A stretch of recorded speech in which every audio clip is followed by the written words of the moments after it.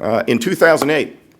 the Department of Transportation proposed a pair of regulations intended to relieve congestion at LaGuardia Airport and at Newark Airport, because the way the current system had worked, there was no cap on the number of flights going into or out of those airports, and so the airlines, responding rationally, scheduled an excessive number of flights, but then you ended up with flight delays and airplanes circling, waiting to land. And so the Department of Transportation was saying, hey, how can we improve the management of these airports in order to get rid of that flight delay problem?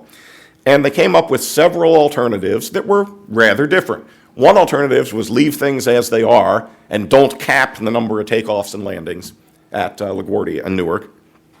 Another option was, well, let's put a cap on the number of takeoffs and landings at LaGuardia and Newark,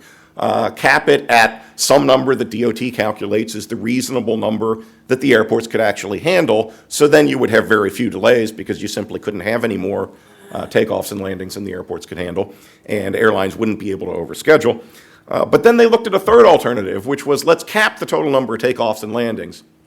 but let's also take some takeoff and landing slots and auction them off to the highest bidder